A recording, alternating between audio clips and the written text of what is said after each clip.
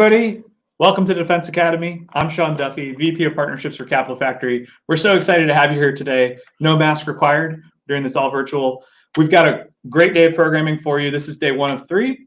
And we hope that you're here to learn more about SBIR because you're going to get a lot of that. We have lots of great speakers talking about the AFWERX open topic, as well as some networking, and then finally some intellectual property discussions. So hope you're ready for that. We'll also have lots more tomorrow and Wednesday, so make sure to block your calendars and stick around for that. Just a reminder, the SBIR 21.1 cycle is open on January 14th, and it closes on January 18th. You've got a small window there to submit your entry and potentially get awards. We've had so many companies take advantage of this here at Capital Factory through the Center for Defense Innovation. We've had over 35 companies with more than $60 million in non-dilutive funding. So really excited about all of that. You're going to hear from our team here in just a minute. Take a moment to check out where the chat is and be sure to ask any questions that you have. We'll be coming to those questions throughout the day. And also, Helena Krusik will be in the chat. If you don't know Helena, she's amazing. She will answer any and all questions that you have, as well as some other folks from our side to be able to answer any questions that you might have. So with that, it is my pleasure to introduce to you the CEO and founder of Capital Factory, Joshua Baer. Howdy, my name is Joshua Baer, and I'm the founder and CEO of Capital Factory. And I want to welcome you all to Defense Academy. Capital Factory is the center of gravity for entrepreneurs in Texas, which is the #1 state for startups in the US, and it's one of the #1 states for defense innovation now, as we've seen with the Army Futures Command, AFWERX, and so many others coming to Texas. We have boots on the ground in Austin, Dallas, and Houston, so we meet all the best entrepreneurs in Texas, and we help introduce them to investors, customers, and talent to help grow their teams. And this today is all about customers, because that's one of the great things that the government can be, is a great big first customer. We are, according to Pitchbook, we're the most active investor in Texas since 2010. So we are constantly investing in the startups that we meet as we help them. Now, you're going to hear more about our Center for Defense Innovation in just a bit, but I want to emphasize 2 things about it that I think are really most special and unique. The first is that there's really nowhere else in the country where you'll find multiple different government innovation units all together in one place. We have the Army, the Air Force, the DIU, the NGA, many other groups, the Texas National Guard, so many that are here, and then others that are coming in to visit. And that creates its own gravity. That creates this incredible opportunity to walk around and talk to many different people who could help you. And the other thing that's so unique about it is that it's not a high security zone. It's not behind a big wall that anybody can walk in and get exposed to what's going on and learn about what's happening with government and federal innovation. Now, Defense Academy, what you're doing today, is the starting point. It's a place for people who probably don't think of themselves as defense contractors, but are interested in these opportunities to learn about what are the first steps, what's it take to get involved, how do you make sure that you're eligible, how do you find out what you can apply for, and how do you go get contracts. And we've got a great lineup for you today, including Janna Lewis, who's a senior corporate counsel at BAE Systems, Chandler Hall, who's a cybersecurity evangelist at Centaur, and other founders like you who have been through this and had success going and getting big government contracts. So I'm really looking forward to what you're going to see, and I hope you find it super helpful. And I'm going to pass it off to Kevin Landtroop, who really helped to create the Center for Defense Innovation and most of the programming that you're going to see today. Hello, welcome to Capital Factory, the center of gravity for entrepreneurs in Texas and the Center for Defense Innovation. This is the Intro to Defense Innovation at Capital Factory. My name is Kevin Landtroop. I am the Vice President of Defense at Capital Factory. I work to help our companies connect to DoDX programs. And I'm going to explain to you today what I mean by DoDX. But effectively, I leverage partnerships and programs to help our portfolio connect to innovation opportunities within the DoD and win non-dilutive funding. I spent most of my career as an Army operator and an Army attorney, and for the last 3 years have been working on building the defense innovation ecosystem here in Capital Factory and in Austin, Texas. Capital Factory is the center of gravity for entrepreneurs in Texas. Did you know that Texas is the #1 startup state in the US by multiple measurements as determined by the Kauffman Foundation? Here at Capital Factory, we have about 200,000 entrepreneurs, innovators, investors, and other folks who are relevant to technology and entrepreneurship connecting through our space to our portfolio companies every year. We have physical spaces in Austin, Dallas, and Houston, and we meet the best entrepreneurs from across the state, and we introduce them to their next customers, investors, employees, and mentors. In addition to running a great accelerator program, Capital Factory has been the most active early stage investor in Texas for at least 7 years. Now we're going to play a quick video about Capital Factory.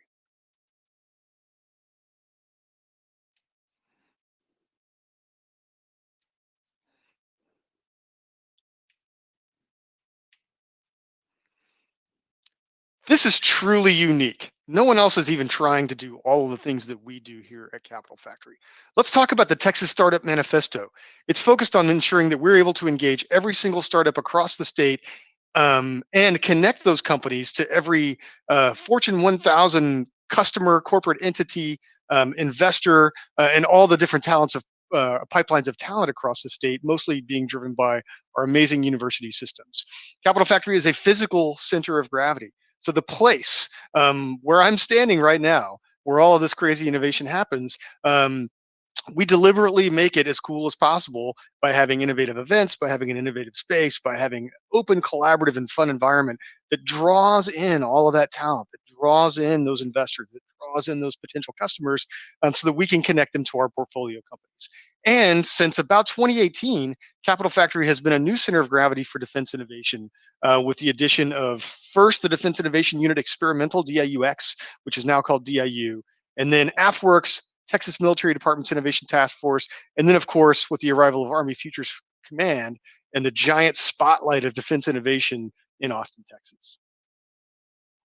So the Texas Startup Manifesto, this is a unique sort of philosophy that we have here at Capital Factory, and it works two different ways. One, outwardly, we want to be able to reach out and touch every great startup in the state of Texas. If a company in Texas raises a seed round or an A round, particularly from one of the traditional Texas VC firms, and Capital Factory didn't have a chance to look at that company first, we consider that to be a failure because we want to see all the great companies across the state of Texas. And then we want to help them treat the entire state of Texas as a single marketplace. Did you know that Texas on its own would be the 10th or 11th largest economy in the world? And those four cities that you see on this chart, Dallas, Fort Worth, Houston, Austin, and San Antonio, each individually are in the top 14 cities in the country for size. Austin and Dallas are two of the fastest growing cities in the country. All of those cities are in the top 10 in Kauffman Foundation indices for startup activity, and Austin routinely ranks either number one or number two. All of those four major cities have their own huge industries. In Houston, you've got oil and gas and healthcare. In San Antonio, you've got this massive cluster of cybersecurity. Austin obviously has tons of great software companies, but has really a good density of startups in a range across multiple industries. And then there's Dallas, Fort Worth, finance, B2C, so many other possibilities of things happening inside DFW, and the defense and aerospace belt, really, that covers the north side of the Metroplex. That entire marketplace and all of the Fortune 1000 company headquarters and major branches that are associated with it become a single marketplace of customers for all of our companies. And guess what? There's tons of money in Texas to be invested in companies, and we try to connect to all of it and help it connect to you. And that's really what the Texas Startup Manifesto is all about. It started with an idea 10 years ago between Josh Baer and Gordon Doherty, our founders, that a company shouldn't have to fly to Silicon Valley to raise money when there's so much happening here in Texas. And through the Capital Factory and our programs, they have made that a reality. So who invests with us? Basically anybody in Texas, but not only VC firms and funds that are found in Texas, but we bring in tons of funds from outside of Texas. In fact, we run a program called the Texas Startups Roadshow that's specifically designed to take VCs from outside of the state of Texas, bring them to Texas, take them to San Antonio, San Antonio's down here, take them to Dallas, take them over to Houston, and introduce them to all of the great companies that are being built in those various markets. We are doing Texas Startups Roadshow this year in November of 2020 inside Global Entrepreneurship Week. And guess what? We're doing it digitally. So normally we would put everybody in a bus, paint robots on the side of it, take them all around. Well, we're going to just put the bus online, and it's going to be just as big of a party. We're very excited about that. So who are those big customers and partners? Well, all of the logos that you see on this slide are all huge entities that connect to us and through us to our portfolio companies. We are a little bit different. In fact, I'm going to say we're a lot different than other accelerator programs, though, in that these are not just logos on our wall. All of these organizations actually partner with Capital Factory. They use our programs. They connect to our companies. They work out of our physical space in Austin and Houston, and they use our innovation ecosystem as a way to make their companies move faster, become more innovative, and build better products. So in addition to our flagship location in Austin, Texas, where I am right now, we also have 38,000 square feet in the Centrum building in Dallas. It's an amazing space, and it's right down the street from Old Parkland, which if you know anything about the private equity and family office sort of infrastructure in Texas or situation in Texas, a significant chunk of that investable money sits down at Old Parkland, and that was a big part of the reason why we chose that location. So we're currently located in the Station Houston, but earlier this year we acquired the Station Houston, and knowing that Houston was building out the Ion. So the Ion is an old shopping building in the middle of the Midtown district in Houston, about halfway between Rice University and downtown, is being completely refurbished and is going to anchor what is going to be known as the Houston Midtown Innovation District. So the Ion being launched in partnership with major universities, healthcare, as well as the oil and gas industry and startup ecosystems like Capital Factory, is going to be opening up in the first quarter of 2021, and Capital Factory is going to have a central position in the Ion, and we're excited about bringing that space to our ecosystem. We have other stuff on the horizon as well, though. We're actively working with Colin Gwynn from Gwynn Partners. If you know anything about the domestic drone industry, especially here in North America, you've probably heard Colin's name. So we are going to launch the Center for Autonomous Robotics on a mixed-use space right down on the Colorado River, where companies are going to be able to go into the building and collaborate with each other, rapidly prototype different types of drone and autonomous vehicles, and then take them right outside and test them on the lawn, test them on the water, test them under the water, and test them on the airspace that goes from the Pennybacker Bridge all the way up to the Mansfield Dam. Really excited for this facility to open, which it will be sometime in 2021. So what is Capital Factory really all about, and how does it work? Well, I mentioned the hundreds of thousands of participants who connect to our space, through our space, physically and virtually every single year. And these events are big things like South by Southwest and Awesome Startup Week, but also much smaller homegrown events and meetups that are started by our members and run by our members. It's a network of mentors. We have over 200 mentors, most of whom are prior entrepreneurs who've had a successful exit and now are an angel investor, but they have expertise across a range of industries and across a range of functions that a startup would need to succeed. In addition, we have tons of folks with just really specialized either industry or market knowledge, like me, who understand the DoDX innovation space and how our companies can connect to it. Those mentors are here to help our companies be successful and grow. In fact, all of those mentors are actually invested in the Capital Factory Partners Fund. So they have a personal stake in making our portfolio grow and helping your company become more valuable. Our accelerator program is a little bit different from from what you would consider a boot camp accelerator. This is not a Techstars. It's not a mass challenge. It's not cohort based. We bring in new companies every month, 10 cycles a year. We typically will bring in between 10 to 15 companies in each cycle. We had 120 companies join last year. We're going to beat that number this year. And it's not a fixed cohort. When a company joins our accelerator, they are part of the Capital Factory family for as long as they remain active in our accelerator program, and they can get access to everything that Capital Factory has to offer. The accelerator program does come with some benefits that are that are either fixed in amount or fixed in time. For example, 6 months of free co-working space inside of our building. But the accelerator relationship lasts forever. And then, of course, we have huge partners that do innovation work with us on a recurring or regular basis. Booz Allen Hamilton has an innovation hub on our 8th floor that's focused on building AR/VR products. Deloitte opened up an innovation lab on our 5th floor. That's a way for Deloitte to connect and bring in innovation to Deloitte and deliver Deloitte's innovation out through our ecosystem. And then, of course, the Army Applications Lab, a 60-person innovation lab on the 8th floor of Capital Factory that anchors the Center for Defense Innovation. So how do we do what we do, if you will, for our partners? A hack of the drones is a great example. So briefly, very shortly after Army Futures Command activated in August of 2018, we executed a hackathon called a hack of the drones for MD5, which MD5 is now known as the National Security Innovation Network.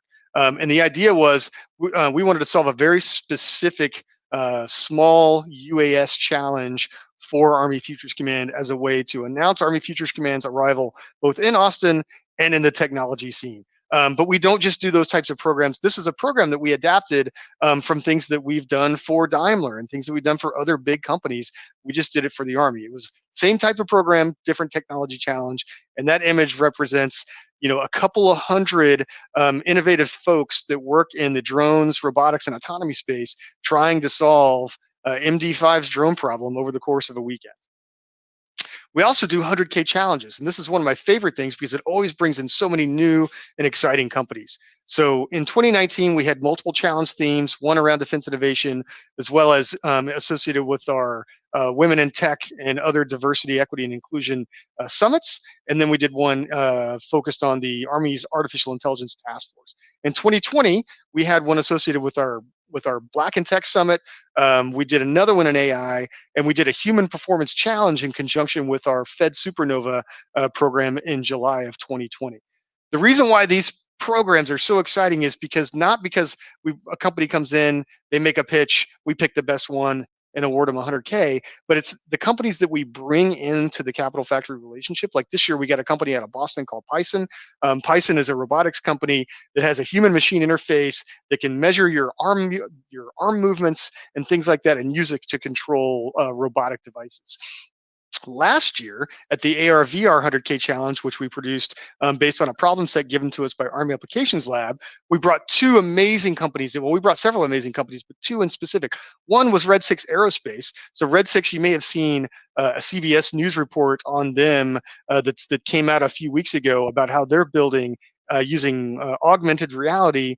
They're building a technology that will allow a pilot in a jet aircraft to engage a threat aircraft, so like a Russian MiG as an example, or possibly a Chinese aircraft in a training scenario. But to do that with two live aircraft in the air dogfighting against each other is extraordinarily expensive and also extraordinarily dangerous for the pilots. But if one pilot is up in a real aircraft and the threat aircraft is up in virtual reality, that pilot can train maneuvers, can test the limits of their systems in a much, much safer and cheaper way. And so Red 6 was one of the companies that was brought in through the AR/VR 100K challenge that we did back in 2019. The other super exciting story is what follows on after that. So the company that actually won that 100K challenge was a company called ZPAG. ZPAG is a company that uses a really novel AI-based video compression technology that helps increase the quality of video and data that's being transmitted over limited or clogged bandwidth effectively. So the use case really for them is think like Netflix or Disney TV, where you've got a bunch of distributed users they're streaming high quantities of data, and there's only so much bandwidth to go around, and so you either degrade the quality or you have to cut off users. Well, using ZPAG's technology, they can actually increase the quality with decreased bandwidth. The function of ZPAG in enabling the AR/VR challenge is the military has to employ these technologies out in a field environment where they may have very, very limited network capabilities, and they may have to generate their own networks. And so the idea for the Army was, we want to be able to get, AR, augmented reality capabilities at the very edge, but we know that our network's not quite there yet to make it happen. So ZPAG ends up winning this 100K challenge that was sponsored by one of our Innovation Council members, CACI. Later that year, ZPAG and CACI actually did a partnership together where ZPAG was deploying their innovative video compression technology in one of CACI's product efforts for one of their government customers. That really is kind of the perfect story about what the Capital Factory programming is all about. So Capital Factory is committed to diversity, equity, and inclusion in everything that we do. That means when we recruit companies, that means when we put folks on our stage for our events, that means when we make investments, anything that we do, we want to make sure that we are looking strictly at the merits of technology, at the merits of topics and substance, and creating opportunities for populations that have not been served by our industry in the past as well as they should be. Another thing that's super interesting about Capital Factory, and this is one of the things that really helps some of our companies grow and create exciting opportunities, is VIP visitors. So the VIP program at Capital Factory really was born out of us being told back in 2013 that President Obama, as part of his Startups America initiative, was going to come to Austin and he was going to tour Capital Factory. So we put together a really amazing experience where President Obama was able to interact with our companies, see our space, get a feel for kind of what we do here at Capital Factory. And then the idea was, well, why don't we just do that every week? Why don't we have something set up so that anybody who wants to come to Capital Factory is going to be able to get that same experience? And that's what Capital Factory VIP is. And it's set up to do that, every single day, multiple times per day. And because we're set up to receive visitors and deliver the Austin innovation experience through the Capital Factory space in our VIP program, we get tons of VIPs. And what does that mean for our companies? That means that our companies get to meet with people like Tim Cook, or Satya Nadella of Microsoft, or Alexis Ohanian of Reddit. But also our companies are going to get to meet with folks like the Secretary of the Army and the Commanding General of Army Futures Command. Here you see a roundtable where 4 of our companies are presenting their technologies to the Secretary of the Army and the Commanding General of Army Futures Command. The Secretary of the Air Force was here actually during COVID and got to hear pitches from a couple of our companies. On the right side of that picture is General C.Q. Brown, the Chief of Staff of the Air Force. That's actually the second time he's been to Capital Factory and gotten pitches from our companies. When he was the commander of Pacific Air Forces, he visited Capital Factory, met with one of our companies, Icon 3D. Icon 3D ended up winning an AFWERX StratFi award of $35 million. These visits actually produce results for our companies, and I love it when I get to tell a story about how that works. So literally every day here at Capital Factory is demo day. We get angel investors, we get venture capitalists, we get state government officials, we get senior military officials, even delegations from foreign companies or foreign countries, and every time they come through, we're introducing them to our companies, we're showing them how the innovation experience works, and we're creating those opportunities. We also work with tons of other accelerators. I'm not going to list all of these off, but it's very, very common for 2 things to happen. One is for a company to go through an accelerator like Mass Challenge or Techstars, and then come to Capital Factory. Those accelerator programs tend to focus a little bit on earlier stage companies. We like to focus a little bit on companies that already have products, have revenue, and are ready to scale. So we actually mesh well with tons of other accelerator programs. But we also help launch other accelerators. We've launched accelerators for commercial entities like Booz Allen and like Daimler. But we've also helped launch versions of other regular accelerators, like Techstars Austin is a great example. We're not competitive really with anybody. We're really comfortable with the space that we're in, which is kind of owning the whole market of Texas. And we love working with partners. So you guys are here because this is called Intro to Defense Innovation. So now we're going to tell the story of defense innovation in Austin, Texas, and specifically at Capital Factory. So it all started really in 2015, 2016 when the Department of Defense started looking over at two adversaries that we might have to dedicate some military interests to at some point in the future. And we all know who those are. And thinking about how a big, you know, conflict against a peer or a near peer competitor might work in the technological age. The idea was that we really needed to be able to adopt those critical emerging technologies: quantum computing, artificial intelligence, AR, VR, additive manufacturing, cybersecurity. Um, we needed to be able to adapt those technologies or deploy those technologies into our military capabilities. But the R&D budget of the Department of Defense just isn't big enough to really see everything and mature all those technologies in a way that they can be used to their maximum potential. But guess what? There's this entire like venture capital industry where VCs are investing in these companies who are building these technologies and these capabilities: cybersecurity, data verification and validation, and endpoint protection in IoT, as an example, is not a military specific technology, because the oil and gas industry, the the energy industry, the financial industry, like everybody's really concerned about that, solving that problem. And there's tons of money being deployed at innovative startups to help them build and test products that are going to solve these next gen problems. So Ash Carter, as Secretary of Defense, made the determination that, hey, we need to create an environment where those venture-backed companies want to work on our problems. They're already building the technologies. We just need them to pivot a little bit towards our use cases, our systems, and integrating into our networks. And that really was the idea behind Defense Innovation Unit. At the time, Defense Innovation Unit Experimental, DIUX. I was actually here in Austin whenever they dropped the X, and they said, okay, we're not experimental anymore. We've kind of figured this thing out. So in order to connect to those venture-backed companies, the Department of Defense knew that they needed to do two things. One is they needed to get out into the innovation ecosystem where these companies are, so that they could connect with those companies. So those companies would know about DoD problems, they would know about DIU specifically, and they would want to work with us. So they had to market kind of their program and their problems and their contracting vehicles a little bit different. The second thing is that they knew that, like, the U.S. government is super hard to work with. Winning a DoD contract is hard. Performing a DoD contract is even harder. The government's always going to pay you, but they're not going to pay you until late, right? You've got to go through this whole long business development process, and then you've got to go through all these milestones before you're going to get paid. And it's just hard. And oh, by the way, the government has all these like really, really long clauses in the federal acquisition regulation that get kind of tacked onto the end of every contract and are non-negotiable. And a lot of them deal with intellectual property, which these emerging technology companies who are working really, really hard to solve all these big commercial problems don't want to give away their intellectual property.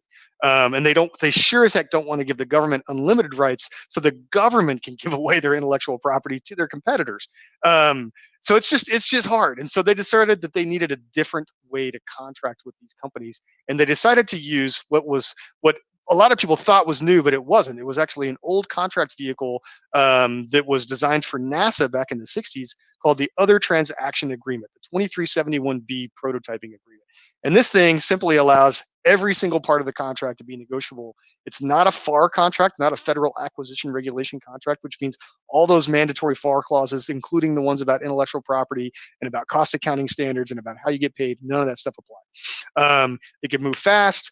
The entrepreneurs could negotiate payment terms and intellectual property, which were the two primary things that were hard under the old contracting system. And they would be able to rapidly test and iterate prototypes. So the DIU was formed, and they put one of their first offices here in Austin, Texas, and that was kind of the anchor of defense innovation here. The next to move, which was at the end of 2017, was AFWERX, the United States Air Force. And part of that evolution of AFWERX stemmed from an interaction between Lieutenant General Steve Quast, who was the commander of the Air Education Training Command down in San Antonio, and Sensei, one of our portfolio companies. And that interaction resulted in the Pilot Training Next program, which you see the prototype there. And the idea of the Pilot Training Next program was you can use biometrics that determine things about the human brain. You use analytics to assess, what's going on, in addition to virtual reality training platform. And what they were able to do was change the way that they train pilots. Under the old way, in order to learn a specific maneuver, such as like a midair refuel, they would just have a pilot perform that task, a specified number of times in a simulator, and then a specified number of times in the air, and then they would consider the pilot to be trained. Well, under this new idea of pilot training, they thought, what if we can actually measure how a pilot's brain is performing while they're performing the maneuver, and then we can actually tell whether or not they've learned it. And by measuring cognitive load, and specifically drops in cognitive load, using Sensei's technology about how they were measuring movements of the eye muscle, they were able to determine whenever a pilot who was training on a task had transitioned from using short-term memory, which was high cognitive load, to long-term memory, which is low cognitive load. So that, combined with the analytics and the virtual reality content for the training, was Pilot Training Next, and they were able to cut time to train a pilot by less than half, at less than half the cost. Truly transformative, or potentially transformative, for the entire Air Force. That program is still ongoing, and AFWERX lives in the first floor of Capitol Factory, our Austin location. So the Texas Military Department was kind of the next to come. The Texas Military Department is kind of interesting. So it comprises of the Texas Army and Air National Guard. Their Innovation Task Force, TMDX, is run by the ubiquitous Major Alex Stoicky Goldberg. If you've been around in our space in defense innovation, you definitely have met Alex. So Texas Military Department is really, really good at helping companies connect to customers on an AFWERX open topic SBIR. That's kind of the thing that they have figured out how to do. And Alex personally has been pulling some of those companies forward to customers, helping the customers understand how they can use the open topic SBIR to basically get somebody else's money to help solve their problems. And Alex has personally helped 3 different companies win StratFi awards. So Alex is doing great things. TMDX is a great partner, and they're up on the 8th floor in the Center for Defense Innovation. Then the big, the DODX gorilla, if you will, that really got that spotlight being shined on Austin, Texas, in the national security space, was Army Futures Command. Army Futures Command, who announced that they were going to activate in Austin, Texas back in July of 2018. They actually activated about 5 weeks later in August. And then about 6-7 months after that, we opened the Center for Defense Innovation on the 8th floor of Capitol Factory. This is the official launch kind of AFC and Army Applications Lab here in Austin. We cut the ribbon in February 2019, right before South by Southwest, and the coming out party was South by Southwest 2019. And I consider South by 19 to South by 20, even though South by 20 didn't happen. I'm wearing the commemorative T-shirt to the South by that never was right now as I give this presentation. But I consider that to be kind of year 1 of defense innovation in Austin. Being running at full speed. And what happened in year 1? Well, 31 of our companies were awarded $63 million in non-dilutive contracts in that first year alone. When we looked at that number, and we knew that it was going to be cool, but that number absolutely blew me away. We were trying to figure out how. What caused that to happen, and how can we replicate that so that it continues to happen, and we can make it bigger, and we can make it happen in Dallas, and we can make it happen in Houston, and we can make it happen in San Antonio. And so we came up with a couple of programs that really are designed to help replicate that success and help us scale it. This program that you're in right now, this is obviously pre-recorded content, but if you're watching and listening to me right now, you're probably sitting in a defense academy. That's one of the programs that we came up with to try to help companies figure this problem out. And the second is the SBIR Accelerator, which we had our initial cohort of the SBIR Accelerator on the 20.1 cycle. The 20.2 cycle was obviously canceled. So the second iteration is being run on the 20.3 cycle right now. So obviously, March of 2020 changed so many things. On the left, you see us producing an event for the Texas Military Department. On the right, you see us producing an event for AFWERX, actually, in March. I want to say it was March 17th, 18th of 2020, right after the city of Austin was shut down as a result of COVID-19. We're still delivering the same innovation. We're still engaging the same partners, and we're still creating the same value for our companies. We're just doing it all online. We're calling it virtual first, and it's working. So I mentioned the SBIR Accelerator Program. I want to talk to you guys just a little bit about a specific defense innovation heartbeat that we have here at Capital Factory that really helps small companies. So this is an example based on the 20.3 SBIR open topic cycle of how we run our accelerator. So we run a defense academy in August of 2020, right before the open topic, or right before the SBIR cycle pre-announcement happens. During the pre-announcement period, that 30-day period that begins right after we complete our defense academy, companies have enough time to go register for sam.gov and get a cage code, because if you don't have those two things, you're not going to be able to submit into the next cycle. Then you can go submit your open topic SBIR through the AFWERX open topic, which we told you all about how to do in the Defense Academy. And then when you get that phase 1, then you can join our SBIR Accelerator Program, sponsored by Microsoft. Microsoft has been really important in helping us get that program right, so that it's going to create a ton of value for you.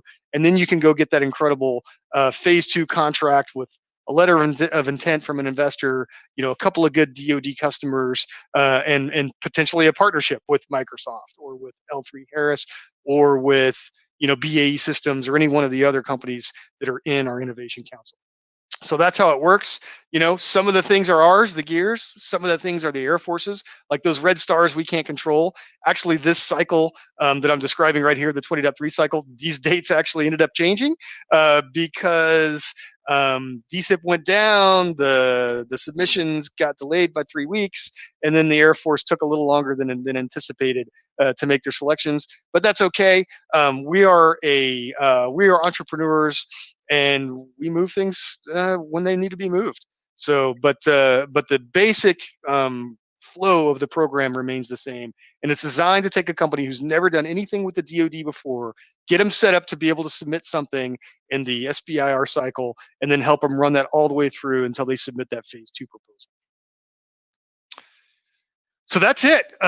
If you want to follow up with Capital Factory, there's 2 ways you can do it. If you're interested in sponsoring or hosting an event, reach out to partnerships@capitalfactory.com. If you want to inquire about membership, reach out to memberships@capitalfactory.com. Those email addresses are staffed, or I should say, those emails go to a different teams of our staff. And if you want to connect to me, just let them know, and they'll help you find me. Once again, my name is Kevin Landtroop. I'm the VP of Defense here at Capital Factory. Thank you for joining me for the Intro to Defense Innovation and Capital Factory overview. All right. Well, huge thanks to Kevin Landtroop for walking us through all of the different aspects of the defense innovation community here at Capital Factory and beyond. And if you have any questions for Kevin or Helena, I know that they are in the chat now and answering those. So thanks to those of you who have asked questions. But yeah, lots of opportunities to continue doing that throughout the day.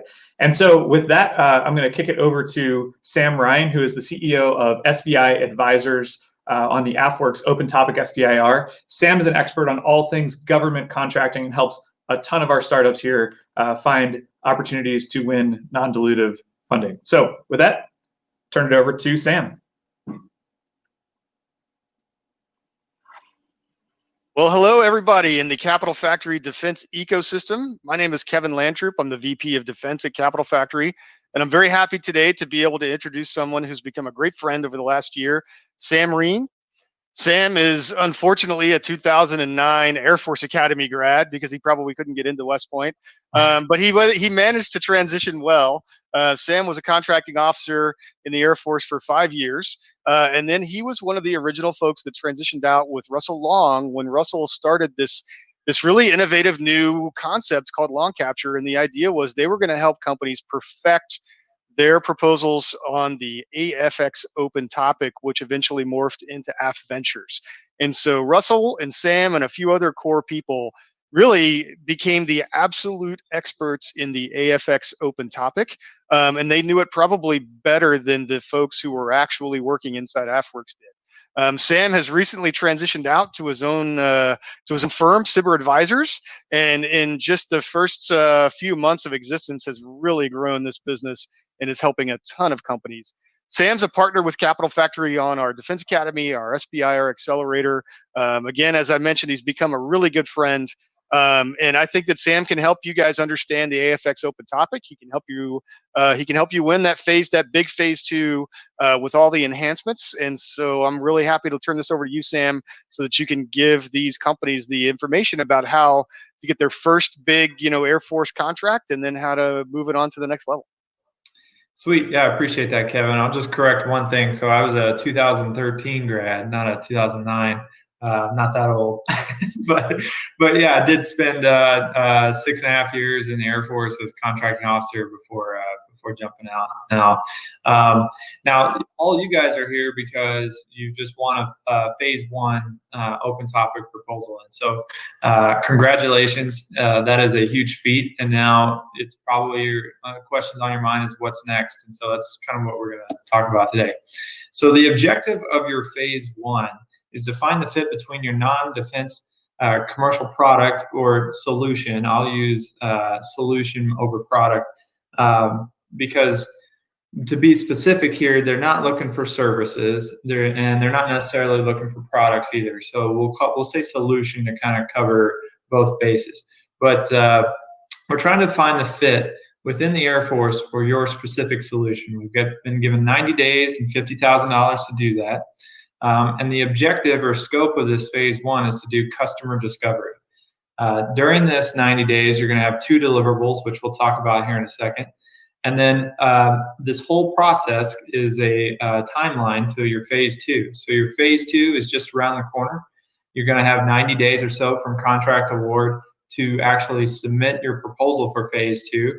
And so the objective, and on everybody's mind right now, is getting a signed MOU. That's going to be the name of the game, and by far the longest pole in the tent is getting an MOU. So we'll talk about tips on how to get that as well. So as far as next steps, and looks like my slide cut a little bit there. Sorry about that, but you should receive an onboarding email from AFWERX here very soon. The onboarding email will have a deck similar to the one I'm presenting now.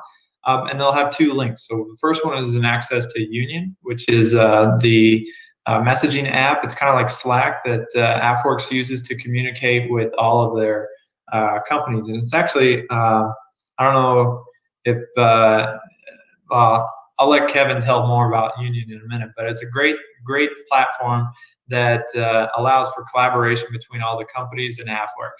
So they'll post important training on there. They'll post important announcements and things like that you definitely want to be follow that link and have a profile there.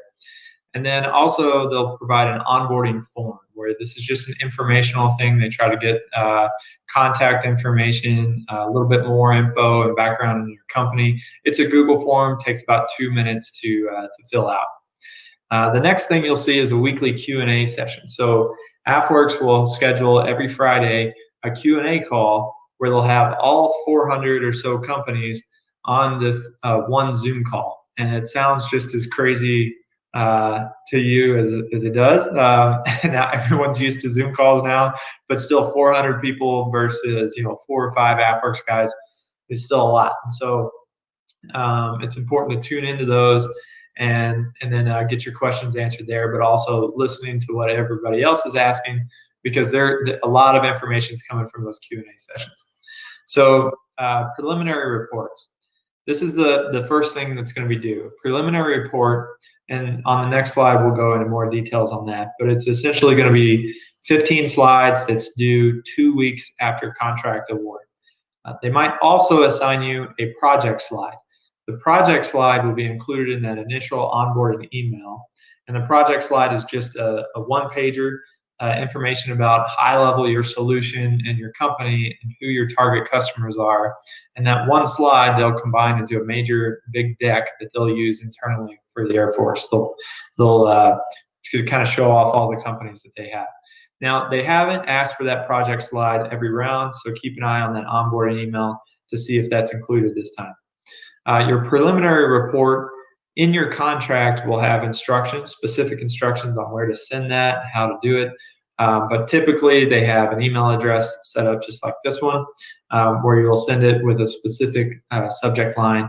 And then as soon as you get that preliminary report in, you can invoice your first invoice. And we'll talk about that more in a second.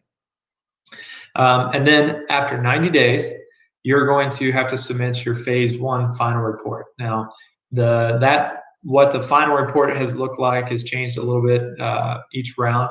But the last couple of rounds, it's been just a Google form that takes a couple of minutes to fill out. And it's essentially a recap of who did you talk to during your phase 1, what was the outcome, and what were the best methods to reach those people. So they're trying to collect data on how many POCs were you able to reach, what was the best method, whether it's email, phone, Zoom call, in person, and then that way, if they find out like, hey, a lot of people are getting traction at a Collider event, or a lot of people are getting MOU signers and connections made at this conference over here, then that's good data for AFWERX to have to continue to invest in those programs. But that's typically what the final report looks like, is a Google form, just recapping what happened during your phase 1. Then at the same day that your final report is due, your phase 2 proposal is going to be due, and that's a lot more involved. And we'll have probably another video just to talk about phase 2 proposal. But that's going to be 15 page technical volume, 15 slides, not unlike the 15 slides you already submitted to win phase 1. Handful of supporting documents, just like phase 1, plus a couple more. And then, slides, tech volume, supporting docs. In the past, they've had videos. They haven't required those the last 2 submissions. And then they have a 1-pager sales sheet that you also will include. And most importantly, that MOU. So during phase 1, how you're going to find Air Force customers. So there's a couple ways that are pretty good. So focus areas, if you apply to a focus area, and that's, we'll talk about those more in a second too. Focus areas were those, 40 or so mission focus areas that they published on the AFWERX website that said, here are broad categories or areas of interest that we need help with. Originally, when the pre-solicitation came out, those mission focus areas had POCs attached to them. Then when the formal solicitation dropped and we went into that silence period, they took off all those POCs. So unless you got a document from the pre-solicitation, and even then they added more topics and more focus areas to that one post-solicitation, it's likely that you don't have the POCs behind those focus areas. So now that you've been awarded a phase 1 contract, you will be able to request those POCs from the original focus areas that you identified with, and then they will provide those POCs so you can kind of jumpstart your customer discovery. Now, the people behind the focus areas and need IDs and etc., like, they may not be the best customers to get a signed MOU from, but they'll know who has this problem and who these pain points will resonate with, and they can connect you to them. So definitely, always when you're talking with customers, you want to ask them who else they can connect you with, and then create this web within the Air Force. Another way to do it is LinkedIn. LinkedIn is a fantastic way to connect to Air Force personnel and find really keywords. So you could search, like, for instance, you're an artificial intelligence company. You can search artificial intelligence, Air Force, and probably the first 20 names that pop up are all going to be Air Force officers and Air Force civilians who are working in the AI, departments around the Air Force. Reach out to them through LinkedIn. Try to get their emails and phone numbers and have those conversations. And then see who else they're connected with. Maybe they haven't updated their LinkedIn in a while, and they've moved on. So who do they know that's still in that technology field? Google is another one. So every base in the country has a public affairs office. So they publish, articles about what's going on base, and so they'll have regular news articles about big accomplishments and things that the units on base are doing. So if again, go back to the AI example, if a unit on base is using artificial intelligence and they report that to public affairs is going to publish an article talking about this innovation and what this unit is doing. And oftentimes in that article, they will cite the different POCs that are behind or from the unit who is doing the article-worthy thing. And so you can find POCs from there, and then get their emails and phone numbers through AFWERX. or through consultants, because that's the next group. So definitely use Google. The same idea. You're searching keywords and Air Force together, and you're going to come up with in the news section a lot of different articles. Might have come from an Air Force public affairs. It'll be on an Air Force website, or it might have come from defense, breaking defense, or some of those defense related news agencies. But those articles are great resources. Sometimes you can reach out to the editor or to the writer of those articles, find out who the email addresses are to the people named in those articles, and then sometimes they will connect you. So that's a great way. And then consultants. So there's a lot of groups out there, including ones like mine, who this is their full-time job, is to connect you with people in the Air Force and try to solve Air Force problems by connecting great technology to those end users. All right, so advice for reaching out. A lot of people in the Air Force have never heard of the SBIR program, believe it or not. It's becoming more and more popular. More and more folks are learning about AFWERX and how to use SBIR, but it's still a very unknown program. And so the first thing you're going to want to do is explain the program to just kind of gauge what is their knowledge level of the SBIR program. And granted, SBIR has been around for 30 years. But the current iteration of SBIR, under the open topic, which you guys are under, has only been around for 2.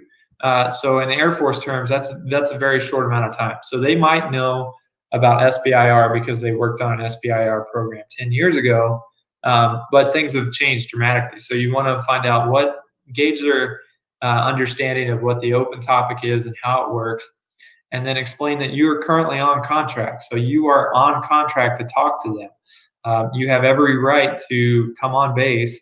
You've got a signed purchase order. You can go and meet with these people, and they should talk to you because the Air Force is paying you to talk to them. You can invite them to the AFWERX government call. So every week on Thursdays, AFWERX has a government-only Zoom call that they can join, and it's on the AFWERX website.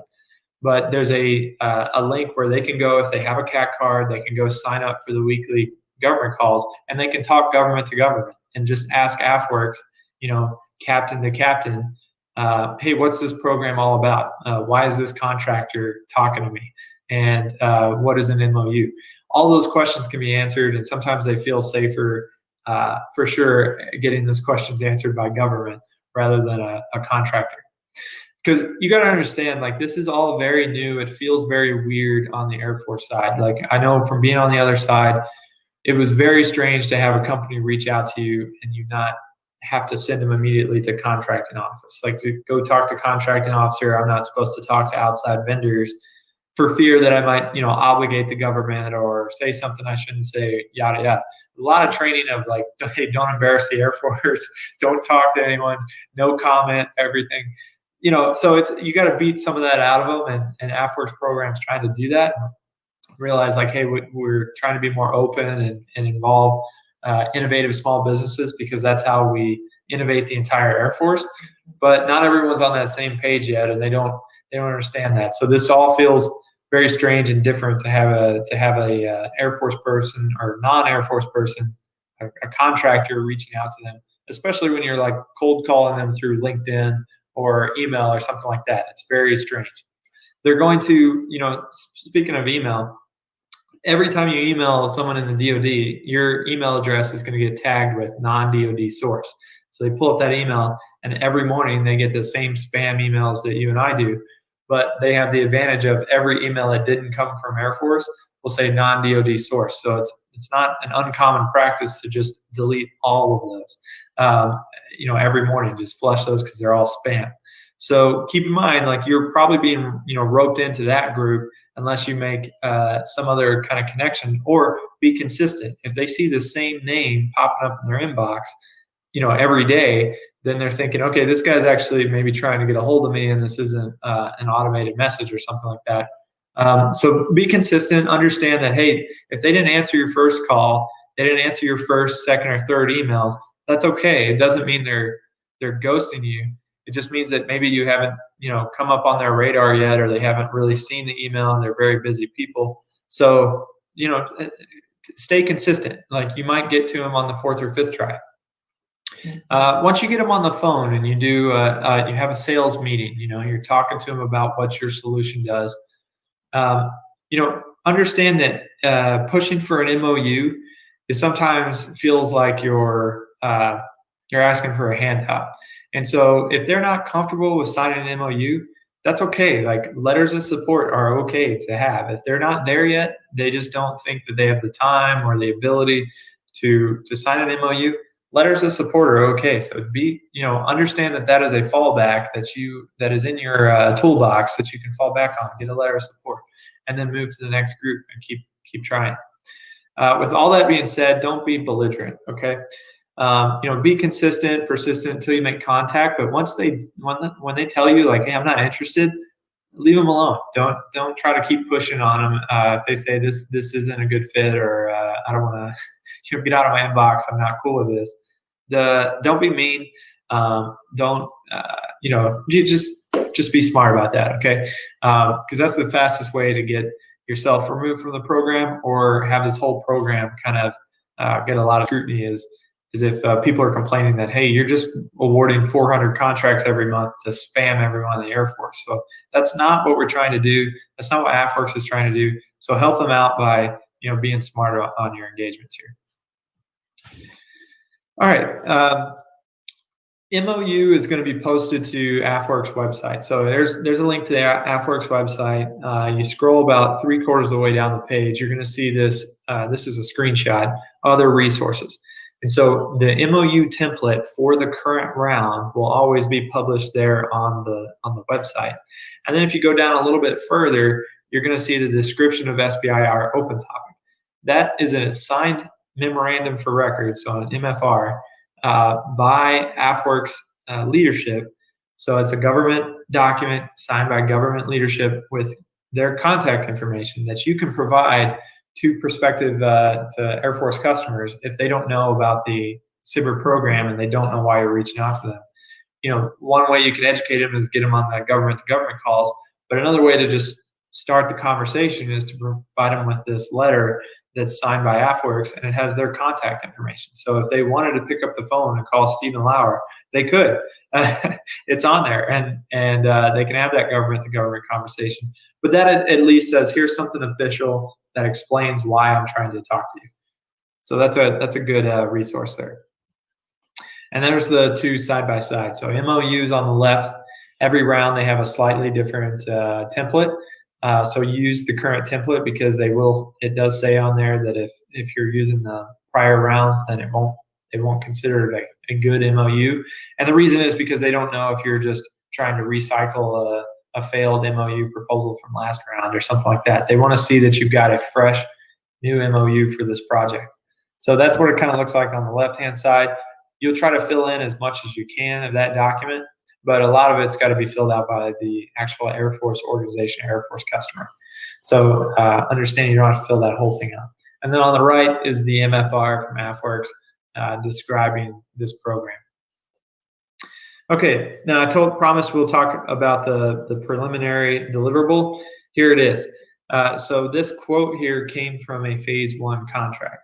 So phase 1 contract will tell you and refer to your contract that you have signed for specific instructions. But this is generally what it says.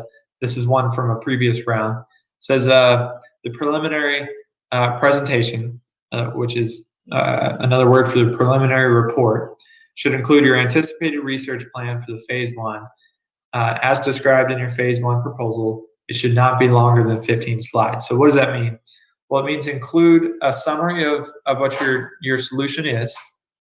Include what you think you're going to have to adapt. So keep in mind that a phase 2 SBIR contract is funded with research and development dollars. And so they cannot buy commercial off-the-shelf solutions with research and development dollars. So what is a phase 2 funding or paying for? It's paying for the adaptations, or that they often refer to it as the green paint that you're having to apply to your commercial solution to adapt it for Air Force needs. That is worthy of research and development funding, and so they're paying for those adaptations. So here, we're just trying to tell them what we think the adaptations probably are, We won't know for sure until we make contact and flesh that out with a customer. But we're telling them what we think the likely adaptations are going to need to be made in this preliminary report. We're including the plan on how we're going to perform customer discovery. And it's perfectly fine to say, hey, our plan is to use Google and LinkedIn and search, defense websites to find a customer who fits our use case, like they're in our area of technology. That's totally fine, but you've got to explain, like, what is your plan? How are you going to conduct this customer discovery? And then who are you going to plan to reach out to? So maybe you've done a little bit of the research already. You've done some quick Google searches. Who are some of the organizations that you know that would be interested in your solution? Going back to the artificial intelligence, if you've got an AI solution, then probably the Joint AI Center should be high up on your list of people you plan to reach out to and make them aware of your solution. So include any focus areas if applicable. So if you proposed originally with some focus areas, or if you are just now finding out what focus areas were and you totally missed that, go back and look at the list. It's on the AFWERX website. They're called mission focus areas. And identify a couple areas that you might be able to address or fall under, and include those in your presentation. And if you say, look, none of these, I don't fall under any of these focus areas, it's okay. Don't sweat it. It has no impact on your ability to be awarded a contract. No effect on your evaluation. And then be sure in your report to differentiate the difference between Air Force end user and Air Force customer. They're not the same things. So, a lowercase customer, lowercase c, that can kind of talk to both Air Force folks. You're referring to both groups at once. But when you capitalize, hey, I'm talking to an Air Force end user and Air Force customer, we're talking about two specific groups. So an Air Force end user is your operational units. It's your war fighting, day-to-day, on the ground, trigger pullers, if you will. They're going to be the ones who are most impacted by your technology. They're going to be using your tech. If your technology quits working, they're going to be the ones that are upset about it, because they're the front line, right? And that might not be, war fighters. It might be keyboarders at a software factory. But the point is, there's a group that are users of your technology, and that's who we're referring to. Really, to make a phase 2 work and to be competitive, we need to find both that end user and customer, someone who would be excited to use your technology, and a customer. A customer is a group that has money and has their responsibility is to equip and provide for the end user. So these are like your program offices, your acquisition systems bases, and they're the folks with a lot of R&D money, procurement dollars, larger budgets, who their job is to be the business end of the Air Force and acquire these kinds of solutions and provide them to the end users. And so you need the buy-in from both. You need an Air Force customer who will say, yep, this is part of our program. We think this fits within our bowling lane, if you will, and we're willing to commit funding to this. And we're watching this project, even if they don't have money right now, we're watching this project unfold because we know this is going to benefit our end users, who are the ultimate your end users. So the end user group needs to be bought into, because if you've got a customer that says, yep, we support this project, we'll look to fund it, but they don't know who the end user is and you haven't identified an end user, then AFWERX is not going to see that as an effective transition from a phase 1 or SBIR effort, because it's likely going to fall on its face once you get out there to scale, if you don't have end users who are actually interested in using your product. Now, sometimes the customer can be the end user. An example would be Platform One. Platform One is a platform as a service for the Air Force. They're doing they provide CI/CD, continuous integration, continuous deployment services for the Air Force. They are a buyer. They've got a budget and they buy things on behalf of their group. And they also develop software there. So they're also users and they're providing. But even then, you want to talk about, okay, they might be the end users of my software because I've got a DevOps software, and they might be the buyers of that software too. But ultimately, who is that software impacting? You might say you might have an automated test software that helps developers identify bugs in their code.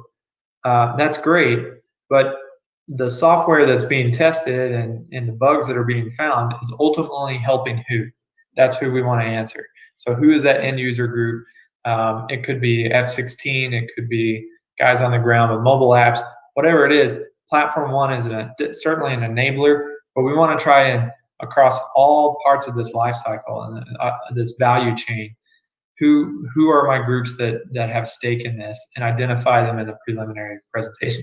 I probably talked about that a little too much, but this is all going to play into your phase 2 effort. So knowing these concepts will really help you, for one, have a successful phase 1, and for 2, have a successful phase 2 proposal. Once you have submitted this preliminary report, and again, the instructions will be in your contract where you should email it, you can invoice that first $30,000. The invoice instructions will be posted to Union. You just follow those instructions and you'll be able to submit an invoice for $30,000. Once AFWERX approves your first deliverable, they will approve the invoice, and it's paid on net 30 days. So you'll get paid a little later after that. So let's say timeline-wise, you get a contract mid-December. 2 weeks later is putting us in Christmas, end of year timeframe. You submit your initial deliverable, it gets approved, first week of January. You submit your invoice, and that gets approved. You'll be paid probably by first week of February. So just give you an idea kind of how that works. And then the final $20,000 you'll invoice at the end after you submitted that final report, and we can talk about that more on another video.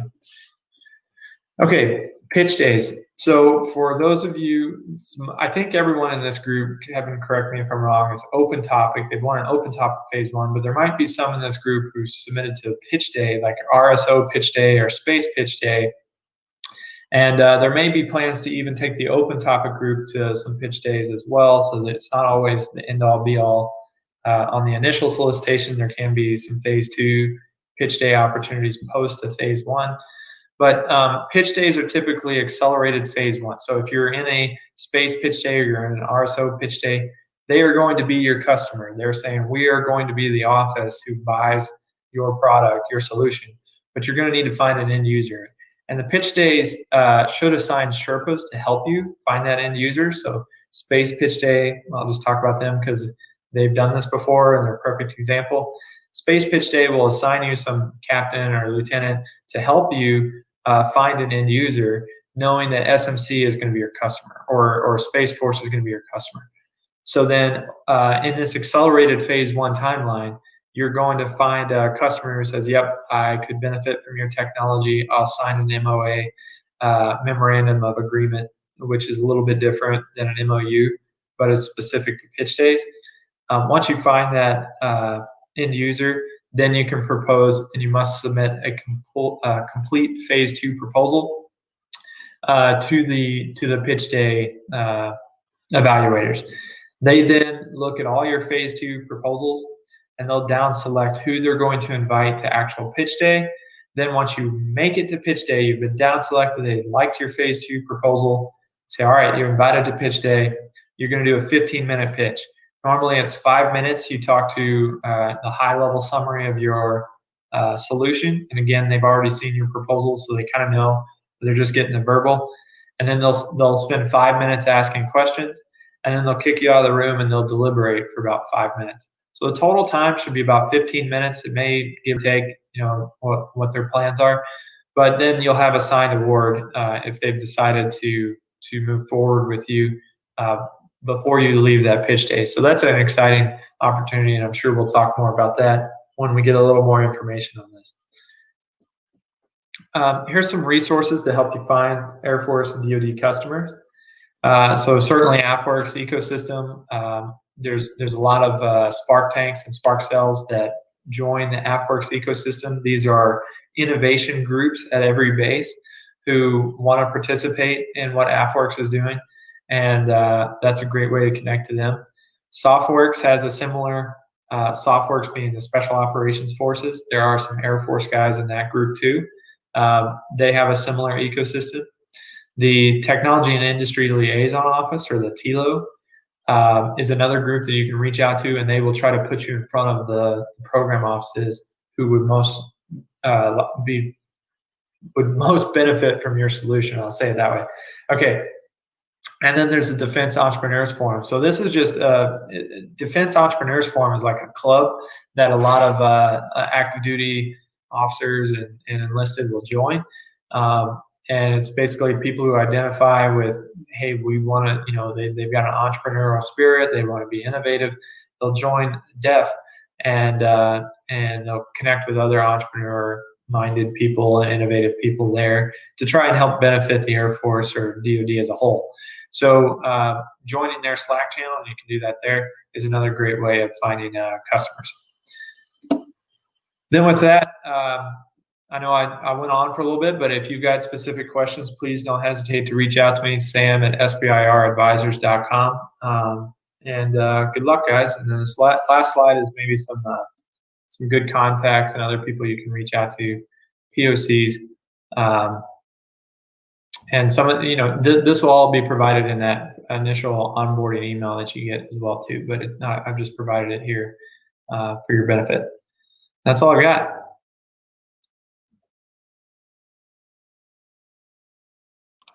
Alrighty. Well, huge thanks again to Sam for giving us all that great background information and awesome ways to get connected. If you are looking to learn more, reach out to Sam, reach out to Kevin Landtroop, and they can help get you straight. So with that, we're moving on to our next segment, which is in regards to intellectual property and everything that you need to know. Hosting that is Janna Lewis, who is the Senior Corporate Counsel for BAE Systems. So with that, I will kick it over to, actually, I'm sorry. I made a mistake on my agenda there. That's coming up after networking. So right now, we're going to jump into networking. And so you'll have the link there on Hopin. This is your opportunity to connect with others. So please jump into the networking segment of our program today. And we'll be back after networking with our discussion about intellectual property and Janna Lewis.